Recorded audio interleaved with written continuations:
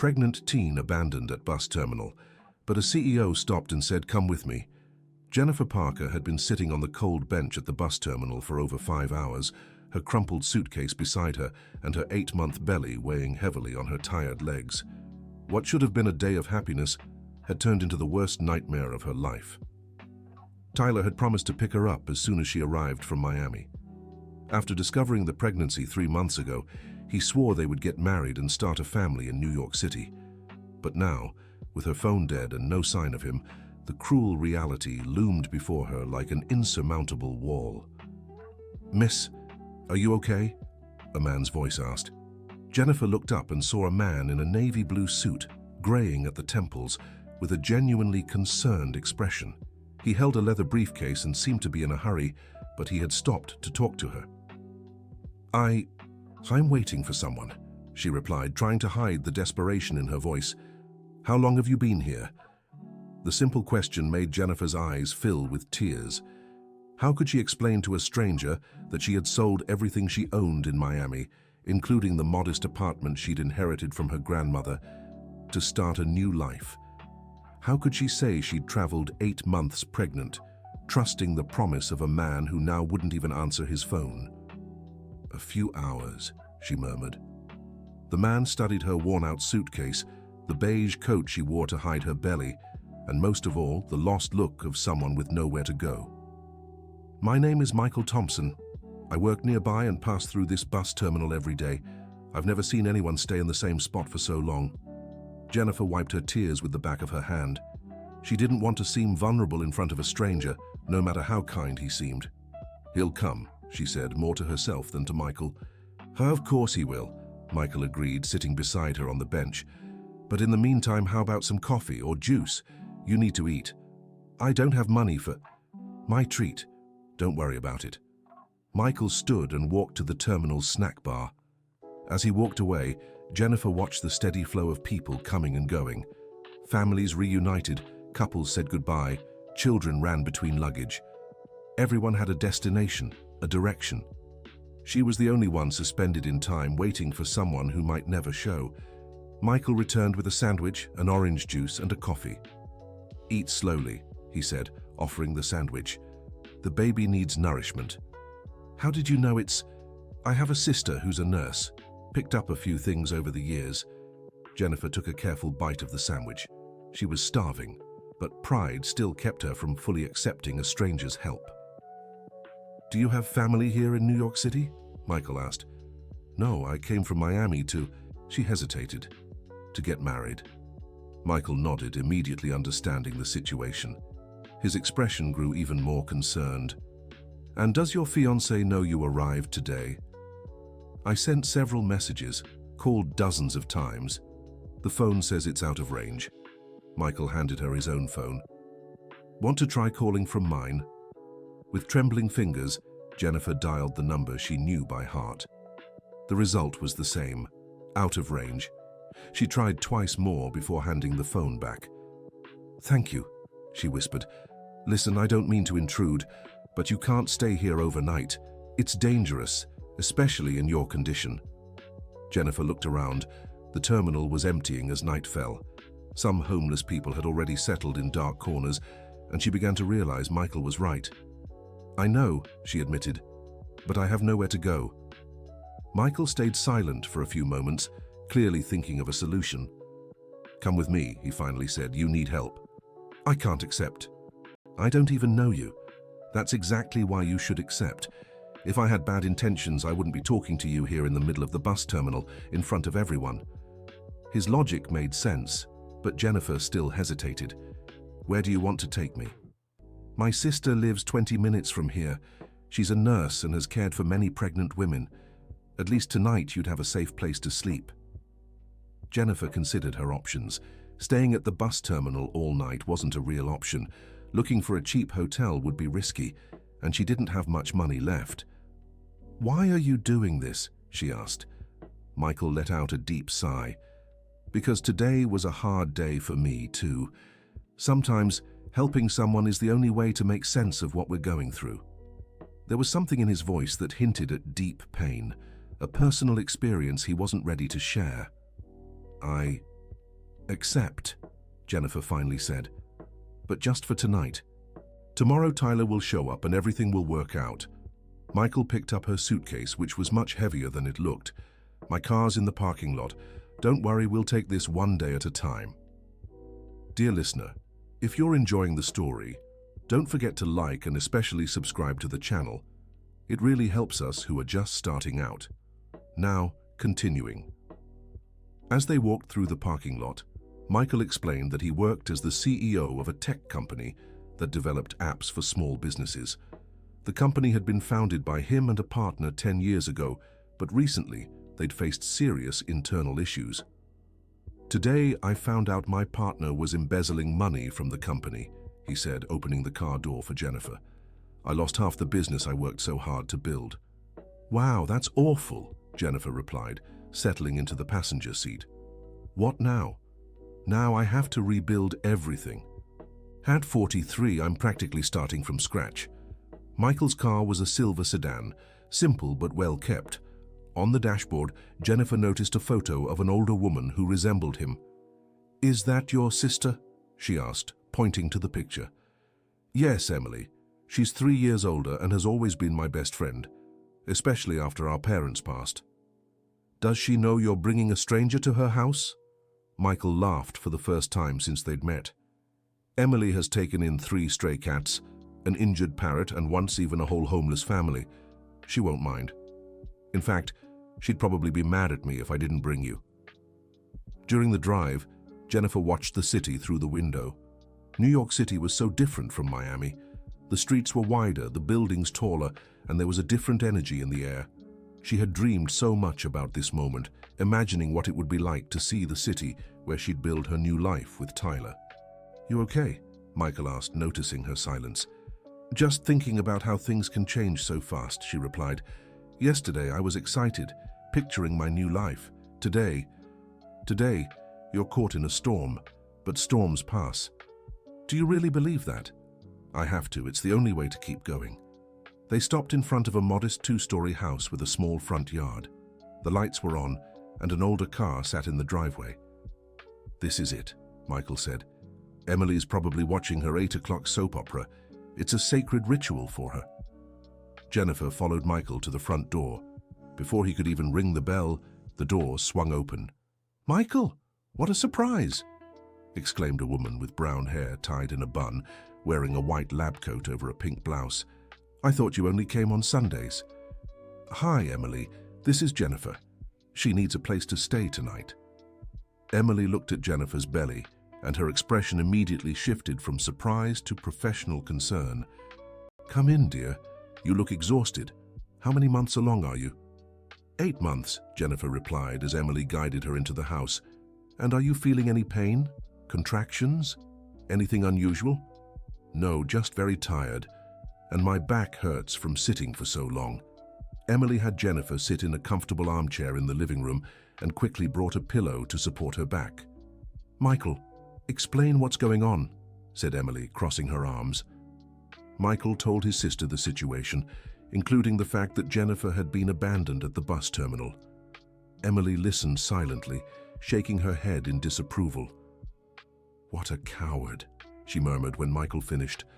Abandoning a pregnant woman like that. He didn't abandon me, Jennifer protested, still defending Tyler. Something must have happened. Maybe he got hurt, or... Sweetheart, Emily said, sitting beside her. I've worked in the maternity ward at Mercy General Hospital for 15 years. I've seen this situation more times than I care to remember. Men who promise marriage and disappear when reality comes knocking. But Tyler is different. He loves me. Emily and Michael exchanged a meaningful look, but neither pressed the issue. What matters now is you rest, Emily said. I'll prepare the guest room. Michael, help me take her bag upstairs. As the siblings carried the luggage up, Jennifer was left alone in the living room. The house was cozy, with old but well-kept furniture, plenty of plants and photographs on the walls. There was something familiar and comforting about the space that made her feel safe for the first time in hours. Emily returned a few minutes later with a cup of chamomile tea. This will help you relax, she said, handing her the cup. And tomorrow we'll talk about your next steps. Tomorrow Tyler will show up, Jennifer repeated, as if it were a mantra. Of course, Emily agreed, though her tone suggested she had other thoughts on the matter. Michael came back down and said his goodbyes. I need to head home now. Tomorrow, I have meetings all day trying to salvage what's left of my company. But if you need anything, Emily has my number. Thank you, Jennifer said, for everything. I don't know how I'll repay you. You don't have to repay anything. Just take care of yourself and the baby. After Michael left, Emily showed Jennifer the guest room. It was small but cozy, with a single bed, an old wardrobe, and a window overlooking the backyard garden. There are clean towels in the hallway bathroom, Emily explained. And if you feel any pain or discomfort during the night, wake me immediately. My room is right across. Emily, can I ask you something? Of course. Why are you being so kind to me? You don't even know me. Emily sat on the edge of the bed and was quiet for a moment. Because 20 years ago I was in the same position as you, she finally said. Pregnant, abandoned, and with nowhere to go. Jennifer was surprised by the revelation. What happened? A long story. Maybe I'll tell you tomorrow. For now, rest. Emily turned off the light and closed the door, leaving Jennifer alone with her thoughts. Lying in the unfamiliar bed, she placed her hands on her belly and felt the baby move. I don't know what we're going to do, little one, she whispered, but we'll figure it out. We always do. The next morning, Jennifer woke to the smell of fresh coffee and toast. When she went downstairs to the kitchen, she found Emily preparing breakfast. Good morning, said Emily cheerfully. How did you sleep? Fine, thank you. I slept better than I expected. Wonderful. Sit down and have some breakfast. You need to eat well.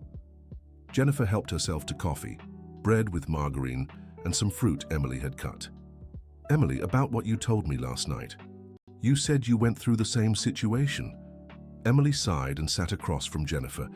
20 years ago, I was 5 months pregnant when I found out my boyfriend was married. He had lied to me the whole time we were together, saying he was separated. When I confronted him with the truth, he disappeared. And the baby?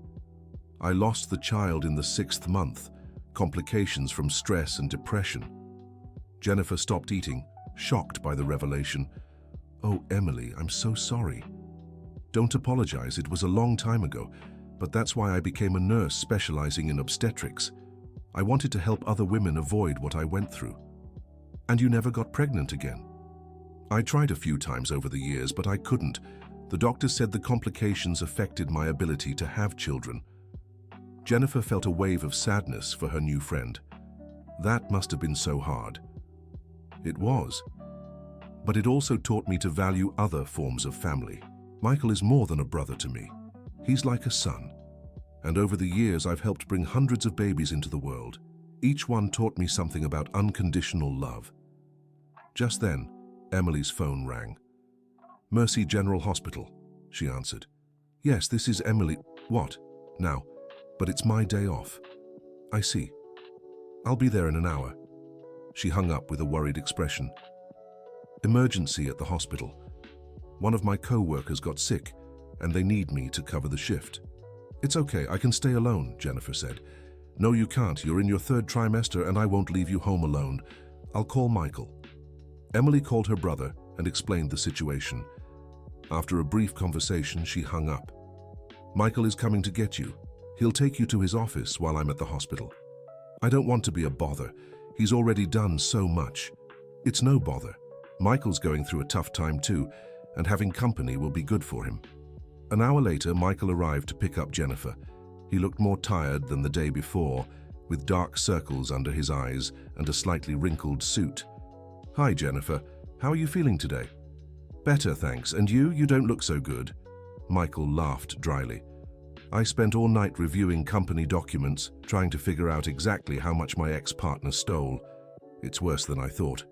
On the way to the office, Michael explained that his company developed apps for small local businesses. They created sales systems, inventory control, and financial management tools specifically for family-run businesses. It's an interesting niche, Jennifer commented. My family had a small clothing store in Miami. We always struggled with organization. Exactly. Most tech companies focus on big businesses, but we've always believed small entrepreneurs deserve modern tools too. And now? Now I need to decide if it's worth trying to save the company or if I should start over. They arrived at a mid-sized office building downtown. Michael's office was on the 8th floor, a small but well-organized space. "Sorry for the mess," he said, clearing stacks of documents off a chair so Jennifer could sit. "I wasn't expecting visitors." "Don't worry, can I help with anything?" Michael paused and looked at her. "Help how?"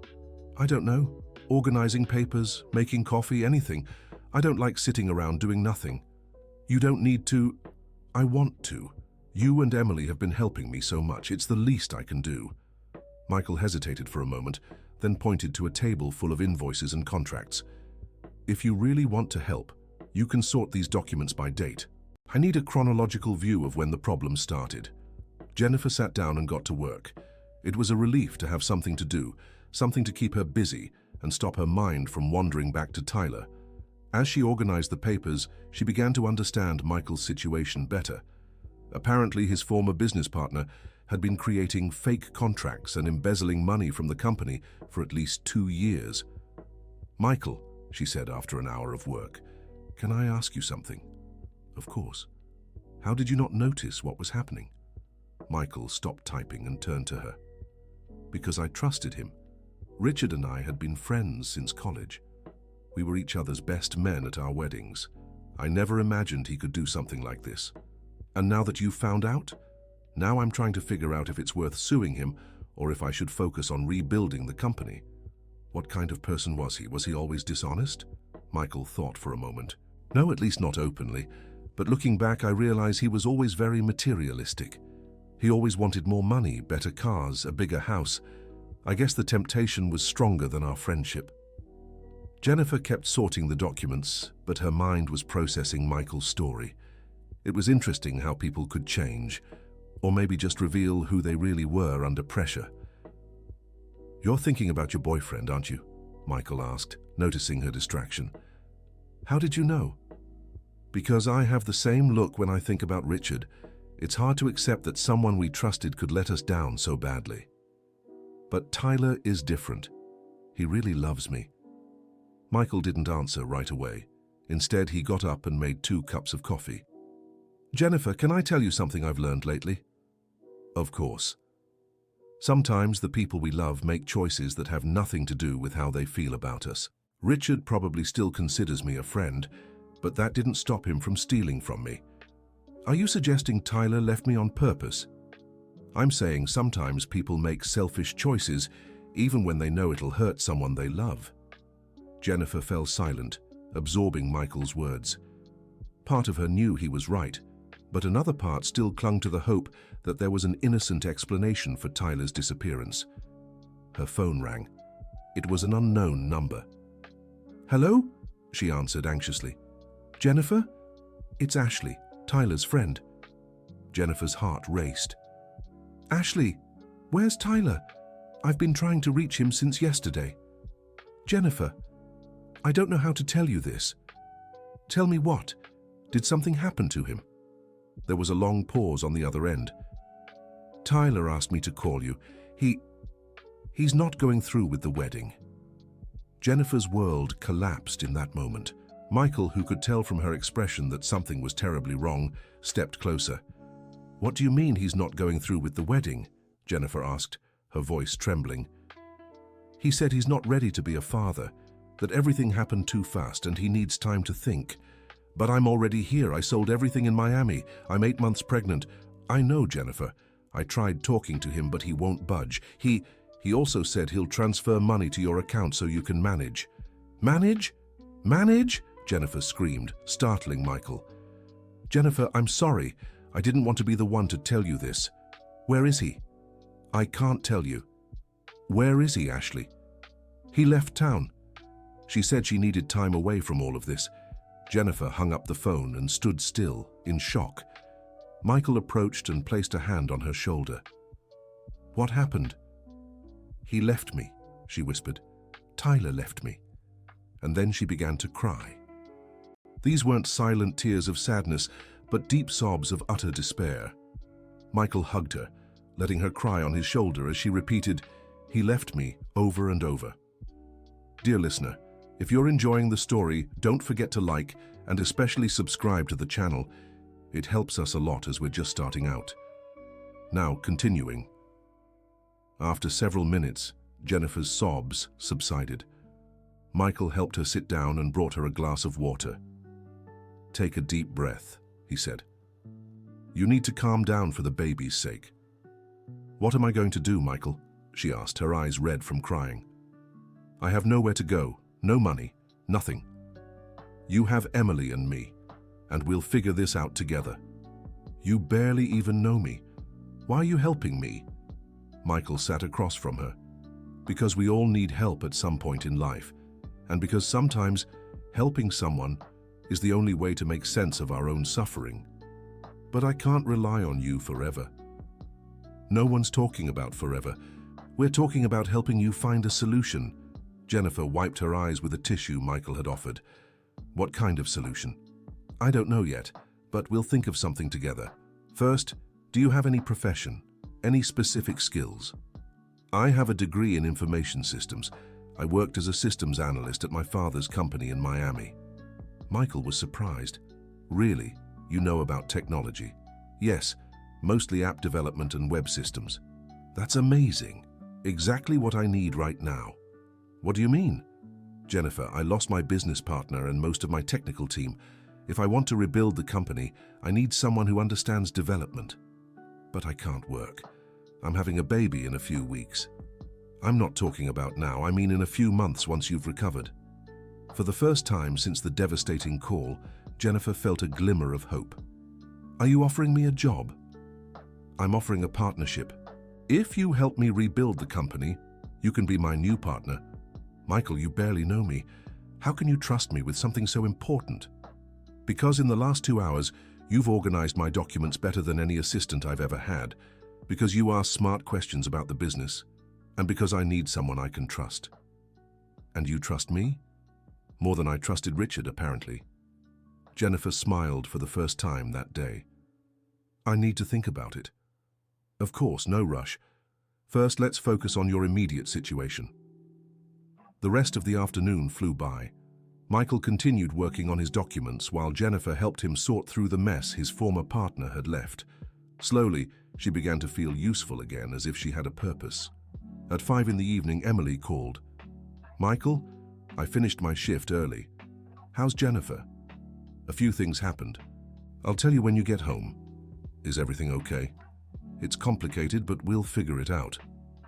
On the way back, Michael told Jennifer about the loss he'd briefly mentioned the day before. "Emily told you about the baby she lost," he said, "but she didn't tell you the whole story." "What story?" "I was married back then. My wife Rebecca was also pregnant around the same time as Emily. When Emily lost her baby, Rebecca became terrified the same thing would happen to her." "And did it?" "No, our daughter was born healthy. But Rebecca developed very severe postpartum depression. She couldn't take care of the baby, couldn't even look at her without panicking." "Oh my, what a difficult situation." "Emily practically raised my daughter for the first few months. She moved into our house and took care of everything while Rebecca got treatment." "And did your wife recover?" Michael stayed quiet for a moment. "She recovered from the depression but realized she didn't want to be a mother. She said having a child had been a mistake and that she wasn't ready for that responsibility." "And your daughter?" "Rebecca left when our daughter was 8 months old. She left a letter saying she needed to find herself and that it would be better for everyone if she didn't stay." Jennifer was shocked by the story. "Where is your daughter now?" Michael hesitated. "She had health complications when she was little, a case of pneumonia that got worse. The doctors did everything they could, but she didn't make it. She was only 2. "Michael, I'm so sorry. I didn't know. It was a long time ago. But that's why Emily became so protective of children and pregnant women, and why I wanted to help you yesterday. When I saw you at the bus terminal, pregnant and abandoned, I thought of Rebecca. But you're different from her." "How do you know?" "Because Rebecca never fought. She gave up at the first sign of trouble. You're fighting even when everything seems lost. They arrived at Emily's house and found an unfamiliar car in the garage. Whose car is that? Michael asked. No idea, Jennifer replied. When they entered the house, they found Emily talking to a young man in the living room. When he turned around, Jennifer felt the world spin. It was Tyler. Jennifer, he exclaimed, standing up. Finally! I found you! Michael immediately stepped between Jennifer and Tyler, sensing the tension. Who are you? Michael asked. I'm Tyler, Jennifer's fiancé. And who are you? The one who helped her when you abandoned her at the bus terminal. I didn't abandon anyone, Tyler protested. There was a misunderstanding. Jennifer, who had recovered from the initial shock, finally found her voice. Misunderstanding, she said angrily. Your friend Ashley called me today and said you don't want to get married anymore. Ashley shouldn't have called. I told her to wait so I could explain everything in person. Explain what? That you ran away when you found out you were really going to be a father? It wasn't like that. Let me explain. Emily, who had been silently observing the argument, finally intervened. I think everyone should sit down and talk like adults. Jennifer, you're very upset and that's not good for the baby. Reluctantly, they all sat in the living room. Tyler began, Jennifer, I didn't abandon you. My mother found out about the pregnancy and our wedding plans. So? She emotionally blackmailed me, said if I married you, she'd cut all ties with me. Said you were only with me for the family's money. That's ridiculous, Jennifer shouted. I never even knew your family had money. I know, but my mother doesn't believe that. She hired a private investigator to look into you and your family. Michael stood up, clearly irritated. So you let your mother decide your future? Left a pregnant woman waiting at the bus terminal because your mother didn't approve. It wasn't that simple, Tyler defended himself. My mother threatened to disown me, said if I married Jennifer, I'd lose everything. And you chose money over the woman you love and your own child? Emily asked, disdain in her voice. I didn't choose. That's why I'm here. I came to find Jennifer to explain everything and fix this. Jennifer had listened silently, but now stood up. Tyler, you made me sell everything I had, made me travel 8 months pregnant, left me waiting at the bus terminal like a fool. And now you come here saying it was all your mother's fault? It wasn't her fault.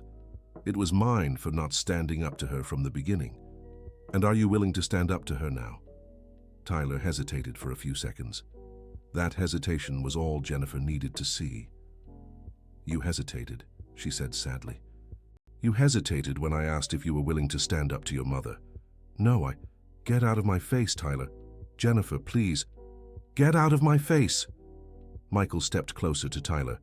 You heard her. Leave. And who are you to order me around? Tyler asked aggressively. I'm someone who stood by her when you weren't there. Oh, I see. You took advantage of the situation to try and steal my girlfriend. Michael laughed humorlessly. Steal? She was abandoned at the bus terminal. If anyone stole anything here, it was you who stole her dignity. Tyler, Jennifer said with a firmness that surprised everyone. You can leave the easy way or the hard way, but you're leaving. Jennifer, I came here to get you. We can fix this. How? By eloping behind your mother's back? Living forever in fear of her finding out where we are? If that's what it takes, it doesn't take that, because I don't want to anymore. Jennifer's declaration left everyone silent. What do you mean you don't want to? Tyler, in the last 24 hours, I've learned more about myself than in all the months we were together. I discovered I can be strong, that I can make hard decisions, that I can survive without you. But you love me. Loved.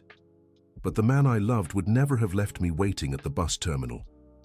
The man I loved would have stood up to his own mother to protect the woman he loves and the child they're expecting. Tyler looked visibly shaken.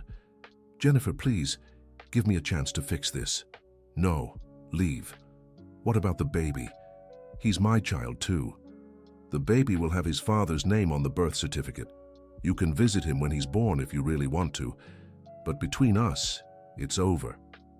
Tyler looked around the room as if searching for support, but found only cold stares. You'll regret this, he said finally.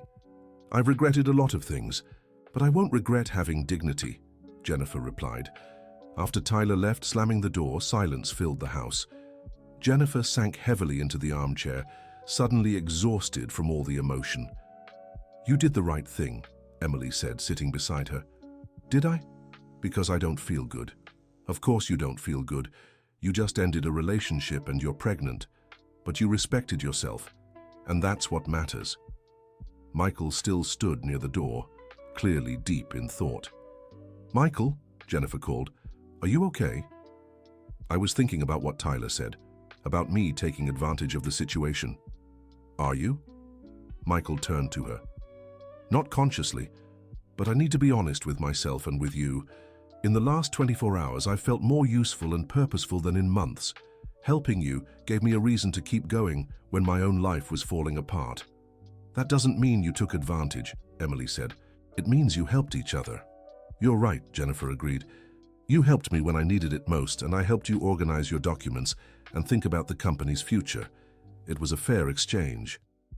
"About the partnership offer I made today," Michael began. "Is it still on the table?" "It is, but I want you to know it has nothing to do with sympathy or pity. It's about you being competent and me needing a competent partner." "I accept," Jennifer said without hesitation. "Just like that?" "Michael, in the last 24 hours, my whole life has changed. I've learned I can trust my own judgment. And my judgment tells me you're a good person and we can build something great together." Emily smiled. "I think this calls for a celebration. I'll make a special dinner for you all." That night, the three of them dined together in Emily's kitchen. The conversation flowed naturally, as if they had known each other for years instead of just 2 days. "Jennifer," Emily said during dessert, "can I ask you a personal question?" "Of course." "Are you scared of childbirth?" "I am. Very much. Especially now that I'll be alone." "You won't be alone," Michael said. "Emily and I will be there with you." "Michael, you don't have to." "Yes, I do. You're my business partner now, and partners take care of each other." Emily laughed. "Besides, Michael got so nervous when my neighbor had her baby last year that he almost fainted just from hearing her screams through the wall." "Emily!"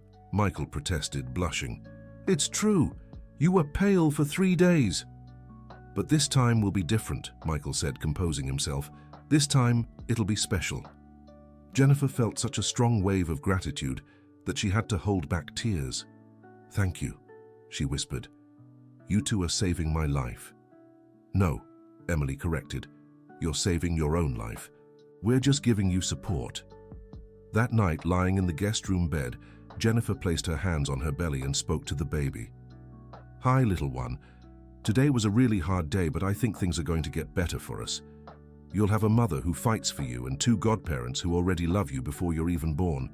It won't be the family I planned, but it'll be a real family." The baby responded with a strong kick, as if agreeing with her.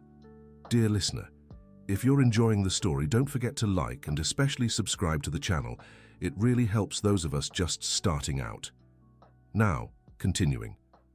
The following week, Jennifer settled into a routine. Every morning she accompanied Michael to the office and helped him reorganize the company. In the afternoons, when Emily got home from the hospital, the two of them talked about the pregnancy and prepared everything for the baby's arrival. Michael had decided to sue Richard, his former business partner, but the lawsuit would take time. Meanwhile, he and Jennifer worked on a new version of the company's main app, incorporating ideas she had suggested. "You know what's missing from your app?" Jennifer said one Thursday morning. "What?" "A feature for small businesses to manage temporary employees. My family always struggled with that at our store." "Explain more."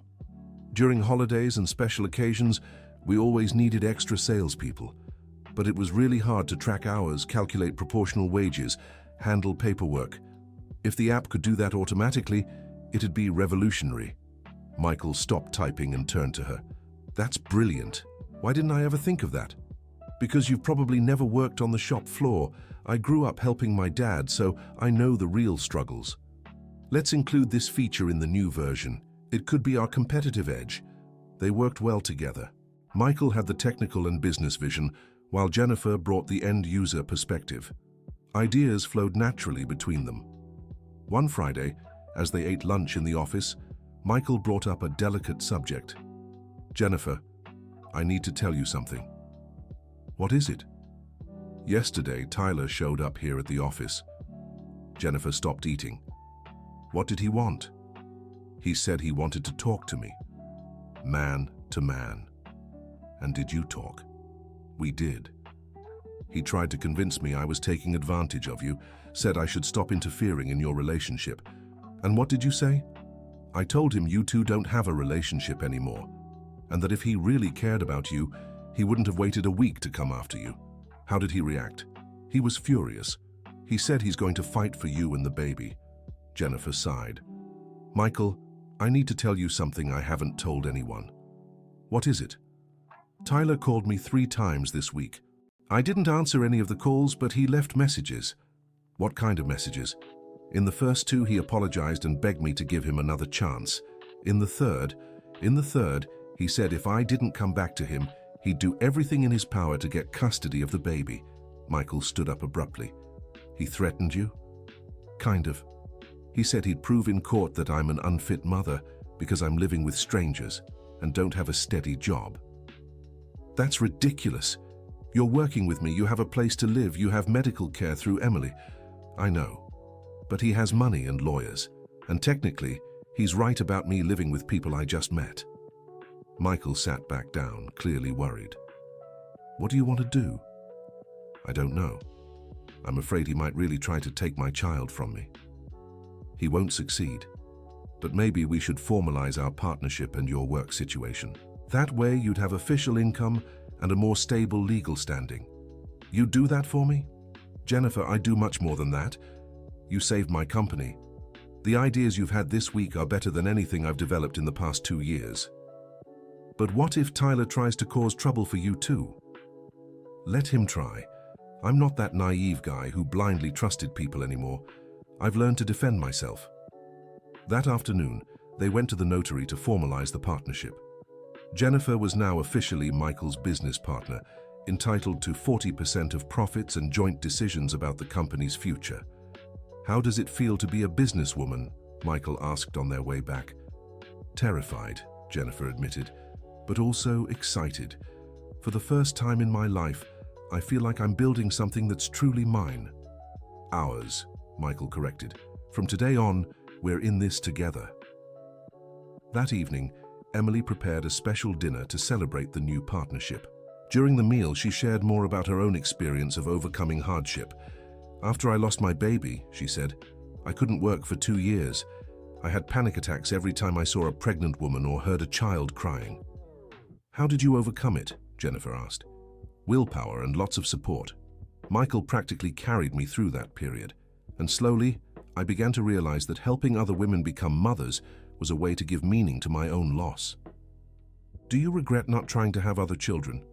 "Sometimes, but I also see that my life took a different path, not necessarily a worse one.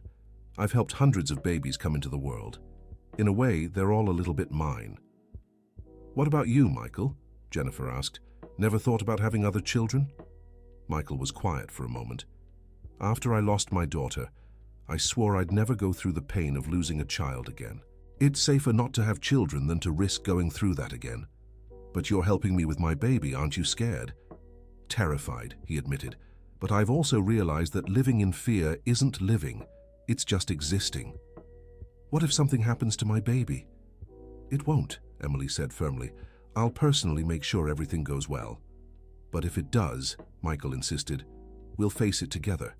Not alone, like last time." Jennifer felt more connected to these two people than she ever had with Tyler.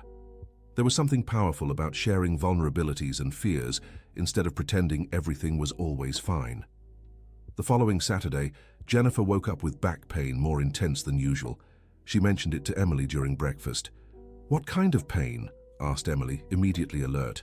"Like someone squeezing my lower back, and it comes and goes in waves." Emily stopped what she was doing. "Jennifer, these could be contractions. How many weeks along are you exactly?" 37 weeks. We're going to the hospital now. But maybe it's just normal back pain." We're not taking any chances. Michael, Emily shouted. Come here. Michael came running from the living room. What's wrong? Jennifer's having contractions. We're going to the hospital. Now, but it's still too early. 37 weeks isn't too early. The baby could come today. Suddenly, the reality of the situation hit Jennifer. She was going to be a mother, today, alone. I'm not ready, she said, panicking. I don't have a crib. I don't have enough baby clothes. I don't know how to take care of a child. Breathe, said Emily, placing her hands on Jennifer's shoulders. No one's ever ready to be a mother. You learn as you go. But what if I'm a terrible mother? Impossible, said Michael. Anyone who worries this much about being a good mom is already on the right track. At the hospital, Emily used her connections to make sure Jennifer was seen by the best team. Tests confirmed she was in premature labor, but the baby was fine. Doctor, how much longer? Michael asked the obstetrician. Hard to say. It could be a few hours or take all day. First babies sometimes take their time. Michael settled into the chair beside Jennifer's bed. What are you doing? She asked. Staying here with you. Michael, you don't have to. Yes, I do. No one should go through this alone. Emily was working that day, so she could officially accompany Jennifer. Michael, technically, shouldn't have been there, but Emily found a way to register him as her partner. Partner? Jennifer asked when Emily explained. It was the only legal way to let him stay, Emily said with a wink. The contractions grew stronger through the afternoon. Jennifer squeezed Michael's hand with each wave of pain, and he whispered words of encouragement. I can do this, she repeated. I can do this. Of course you can, Michael agreed. You're the strongest person I know. At 6 in the evening, the doctor announced it was time to take Jennifer to the delivery room. Michael, she said, gripping his hand, if anything happens to me, nothing's going to happen. But if it does, take care of my baby, promise? Michael felt his eyes fill with tears. I promise. But it won't be necessary because you're walking out of here holding your son. I love you, Jennifer said, surprising them both with the declaration. I love you too, Michael replied without hesitation. Emily, who had overheard the exchange, smiled through her own tears. Now let's have this baby, she said. The delivery took another 3 hours. Michael waited outside the room, pacing back and forth, more nervous than he'd ever been in his life. When he finally heard the baby's cry, he sank heavily into a chair and began to cry with relief. Emily came out a few minutes later, still wearing her surgical gown. It's a boy, she announced, smiling, and he's perfect. What about Jennifer? She's fine, tired but fine. Want to meet your nephew? Michael walked into the room and saw Jennifer holding a tiny baby wrapped in a blue blanket. She was sweaty and exhausted, but glowing. He's beautiful, Michael said, stepping closer. Want to hold him? Jennifer offered. Very carefully, Michael took the baby into his arms. He was so small and fragile that Michael was afraid he might hurt him. Hi, little one, he whispered. Welcome to the world. The baby opened his eyes and looked straight at Michael, as if recognizing him. I think he likes you, Jennifer said. What are you going to name him? Jennifer had thought a lot about this during her pregnancy. Tyler wanted the baby to be named Tyler Jr., but now she had other ideas. Ethan Michael, she said. Ethan Michael? Why Michael? Ethan because it means messenger of God, and Michael in honor of the man who saved our lives. Michael was too emotional to speak. He simply stood there, holding the baby and trying to process how his life had completely changed in 2 weeks. Emily approached. Michael, would you like to be Ethan's godfather? More than anything, he replied. And I want you to be his godmother, Jennifer said to Emily. It would be an honor. That night, while Jennifer rested at the hospital, Michael went home to fetch some things for her and the baby. When he arrived, he found Tyler waiting at the door. Where's Jennifer? Tyler asked aggressively. At the hospital. Did something happen? Is the baby okay? Michael realized that despite everything, Tyler still cared about Jennifer and their son. The baby was born today. It's a boy. They're both fine. Tyler was visibly shaken. Born? I I missed my son's birth? Tyler, you can see the baby if you want. Jennifer won't stop you, but you have to respect her decisions. I want to see them now. Not now. Jennifer is resting, but you can go to the hospital tomorrow. And you? Will you be there? I will. I'm Ethan's godfather. Ethan? She named my son? She named her son. A son you abandoned before he was even born. Tyler clenched his fists, clearly fighting his anger. This isn't over, he finally said. For Jennifer it is. And I suggest you accept that with dignity, for everyone's sake, especially Ethan's. The next day, Tyler showed up at the hospital with a bouquet of flowers and a giant stuffed bear. Jennifer greeted him politely, but kept her emotional distance. He's beautiful, Tyler said, watching the baby in the nursery through the glass. He is, Jennifer agreed. Jennifer, I know I messed up, but he's my son too. I want to be part of his life. You can be, but you'll have to respect our rules. What rules? First, no trying to convince me to come back to you. That will never happen. Second, no causing trouble for Michael or Emily. They're Ethan's family now. Third, you can visit Ethan but always scheduled and never alone in the first few months. Tyler didn't like the conditions, but realized he had no choice. I accept, he said reluctantly.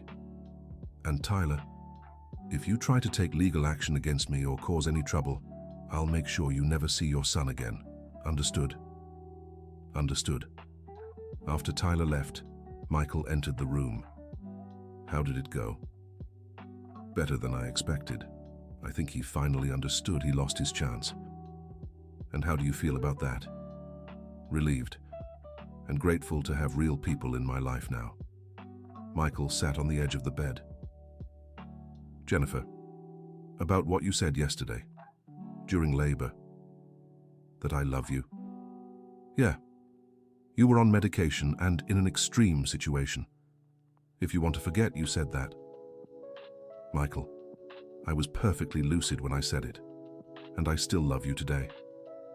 I love you too, but I don't want you to feel pressured or confused because of everything that's happened. I don't feel pressured, I feel at home. Michael smiled. Then maybe we should think about finding a real home for the three of us. The three of us.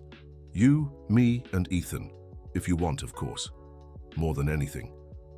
2 months later, Jennifer, Michael, and little Ethan were living in a rented 3-bedroom house in a quiet neighborhood. Emily was a constant presence, helping with the baby and delighting in her role as aunt. Michael's company was doing better than ever. The app with the new features Jennifer had suggested was a hit among small business owners. They had hired 2 new programmers and were already thinking about expanding to other cities. I never imagined being abandoned at the bus terminal could be the best thing that ever happened to me, Jennifer said one Sunday morning as she watched Michael playing with Ethan on the living room rug. Why do you say that? Asked Emily, who was helping prepare lunch. Because if Tyler hadn't abandoned me, I would never have met you all. I would never have discovered I could be strong and independent. I would never have become a businesswoman, and I would never have found a real family. And you'd never have had Ethan, Michael added, lifting the baby into the air and making him laugh. That's true. Ethan only exists because I had the courage to leave Miami chasing a dream. The dream wasn't what I imagined, but the result was even better. Tyler kept up his regular visits with his son, always respecting the rules Jennifer had set. Over time, he even began to accept Michael as part of Ethan's life, recognizing that the boy was well cared for and loved. One Saturday afternoon, 6 months after Ethan's birth, Jennifer was nursing the baby when Michael walked into the room with a nervous expression. Jennifer, I need to tell you something important. What is it? Did something happen with the company? No, it's not about the company, it's about us. Jennifer stopped nursing and looked at him intently. Michael, you're scaring me. Michael knelt beside the armchair where she was sitting. Jennifer Parker, will you marry me? Jennifer was speechless. What? I know we started unconventionally. I know our story isn't like a fairy tale, but you and Ethan have become the most important things in my life. I want to build a family with you, a real family, legal and official. Michael, I know it's soon. I know you might still need time to be sure of your feelings, but I'm sure of mine. I love you. I love Ethan as if he were my own son, and I want to spend the rest of my life taking care of both of you." Jennifer began to cry. "Are those happy tears or—" "Happy tears, you silly. Of course I'll marry you." Michael kissed her gently, careful not to wake Ethan, who had fallen asleep while nursing. "Are you sure?" he asked. "I am. You're the kindest, most honest, and most loving man I've ever known. And Ethan needs a real father, not just occasional visits. I promise to be the best father I can be for him." "You already are." The wedding took place 3 months later, a simple courthouse ceremony with Emily as the main witness. Ethan, now 9 months old, was present at the ceremony, wearing a tiny suit Emily had bought especially for the occasion. Tyler wasn't invited, but sent a letter wishing them happiness and a gift for Ethan. In the letter, he admitted he'd lost his chance at happiness by being too cowardly to stand up to his own mother and hoped Michael would be the father Ethan deserved. "How does it feel to be Mrs. Thompson?" Michael asked during the small celebration Emily had arranged at the house.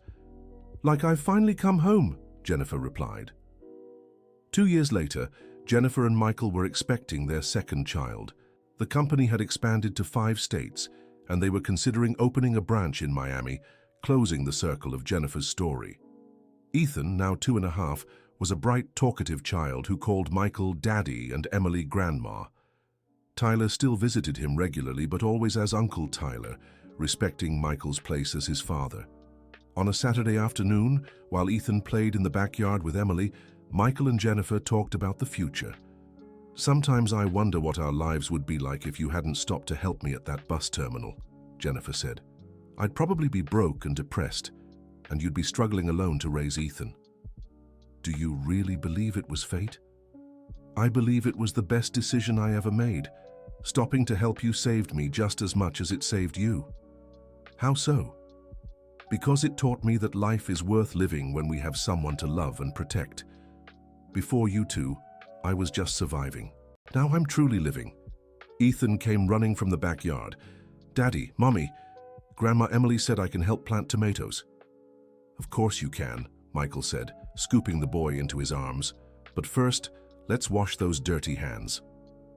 As Michael took Ethan to the bathroom, Jennifer placed a hand on her belly, where their second baby was growing. In just a few months, their family would be complete. She thought about the frightened young woman who had been abandoned at the bus terminal 3 years earlier.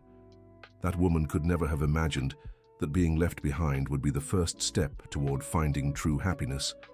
Sometimes, the greatest blessings come disguised as disasters. And sometimes, the people who show up to save us end up being saved by us too. The bus terminal where it all began still stood, as busy as ever. Other people arrived and departed every day, each carrying their own hopes and fears. And Jennifer sometimes wondered how many stories of transformation had started there, on those cold benches where she had hit rock bottom only to rise stronger. But those were thoughts for another day. Today, she had a family to care for, a business to run, and a bright future ahead.